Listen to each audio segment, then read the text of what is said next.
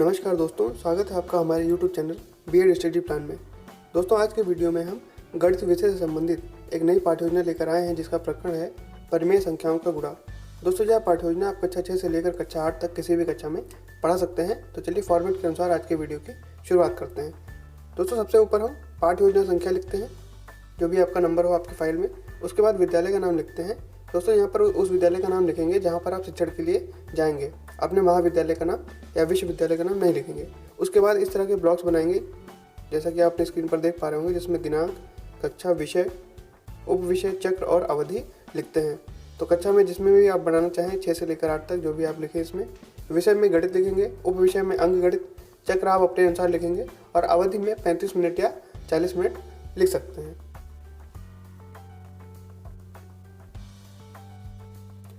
उसके बाद प्रकरण की हेडिंग देंगे जिसमें लिखेंगे परिमेय संख्याओं का गुणा।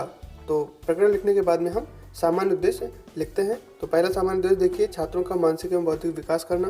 दूसरा है छात्रों में गणित के प्रति रुचि उत्पन्न करना।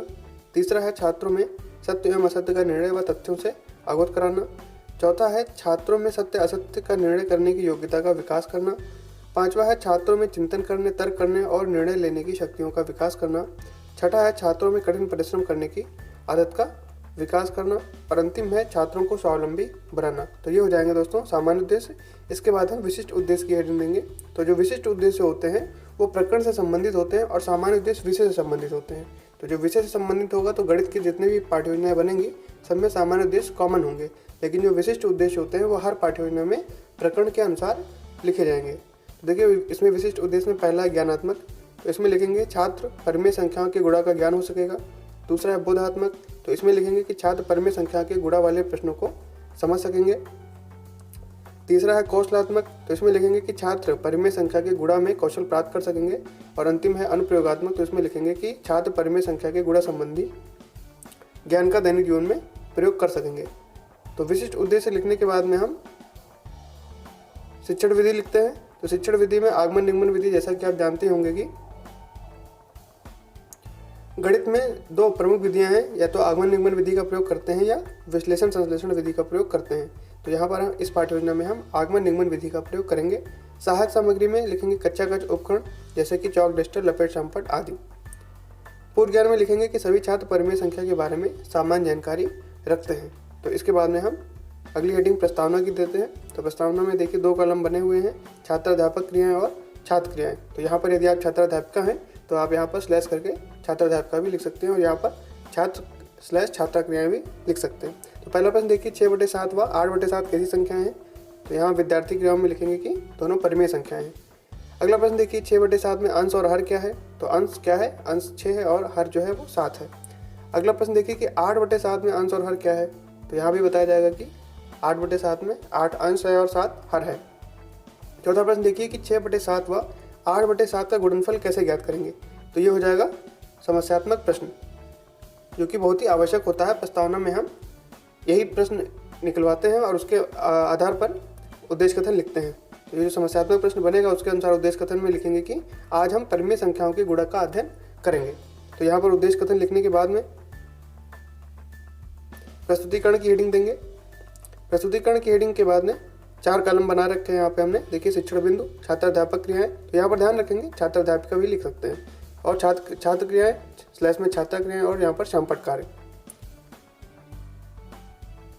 तो यहाँ विशिष्ट उदाहरण से प्रारंभ करेंगे। तो यहाँ देखिए 3/5 और 4/7 को गुणा करेंगे।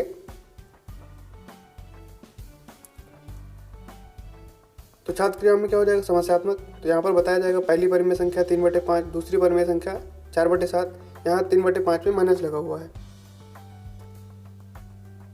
तो यहाँ पर गुणनफल हो जाएगा -12/35। फिर देखिए अगला उदाहरण यहाँ पर लेंगे कि -5/7 और -13/6 को गुणा करिए। तो फिर यहाँ पर शामपट कार्य में पहली संख्या ली जाएगी -5/7, दूसरी संख्या -13/6। तो दोनों का गुणनफल किया जाएगा तो माइनस प्लस हो जाएगा और 65/42 उत्तर आ जाएगा। तो ये 2 उदाहरण लिए गए।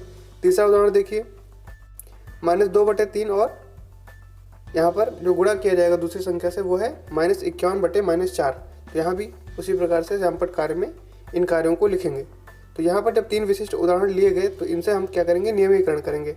तो यहाँ पर देखिए छात्राध्यापक कथन में लिखा जाएगा कि उपयुक्त उदाहरणों से स्पष्ट है कि दो परिमेय संख्याओं के गुणनफल में अंश का अंश से चिन्ह सहित और हर का हर से गुणा करते हैं चिन्ह के साथ में। तो नियमीकरण क्या करेंगे, देखिए P बटे Q व R बटे S दो परिमेय संख्याएं हैं, तो उनका गुणनफल क्या हो जाएगा, तो P से P का गुणा हो जाएगा,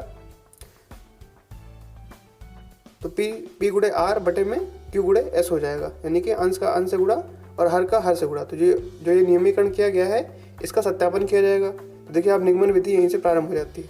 तो निगमन विधि में देखिए पहला उदाहरण 9/7 तथा -7/3 का गुणनफल ज्ञात करिए। तो क्या है, यहाँ लिखा है प्रश्न में 9/7 तथा 7/3 का गुणा कैसे करेंगे। तो जिस प्रकार से अभी ऊपर विशिष्ट उदाहरणों में बताया गया है, तो छात्र क्रिया में इसी प्रकार से लिखेंगे कि 9/7 व -7/3 का गुणा करने के लिए अंश का अंश में तथा हर का हर में गुणा करेंगे। तो पहली संख्या है 9/7, दूसरी संख्या है -7/3, तो गुणा करेंगे तो हो जाएगा -63/21। कक्षा कार्य में देखिए प्रश्न देंगे पहला 7/6 को -24 से गुणा करिए, और दूसरा प्रश्न है कि -9/8 तथा -16/3 को गुणा करिए। तो ये दोनों प्रश्न जो है वो कक्षा में विद्यार्थियों को करने के लिए दिए जाएंगे, और जब ये प्रश्न दिए जाएंगे तो उसके बाद निरीक्षण कार्य किया जाएगा। तो देखिए लिखा हुआ है यहाँ पे छात्राध्यापक या छात्राध्यापिका छात्रों को श्यामपट्ट सारांश, तो श्यामपट्ट सारांश नहीं लिखेंगे, यहाँ पर लिखेंगे कक्षा कार्य प्रश्न। श्यामपट्ट सारांश यहाँ गलत टाइप हो गया है, तो यहाँ पर लिख लेंगे कि छात्राध्यापक छात्रों को कक्षा कार्य प्रश्न कक्षा में हल करने का निर्देश देकर घूम कर कक्षा में निरीक्षण करेंगे। और सबसे अंतिम जो हेडिंग होती है गृह कार्य की, तो इसमें आप अपने अनुसार प्रश्नों को दे सकते हैं या इन्हीं प्रश्नों को लिख सकते हैं, इनकी संख्या भी बढ़ा सकते हैं। तो दोस्तों पाठ योजना यहाँ पर हमारी कंप्लीट होती है। वीडियो आपको जैसा भी लगा हो कमेंट करके जरूर बताइए। आप लोग वीडियो देखते तो हैं लेकिन लाइक नहीं करते हैं, तो वीडियो लाइक भी जरूर करें। पूरा वीडियो देखने के लिए बहुत बहुत धन्यवाद।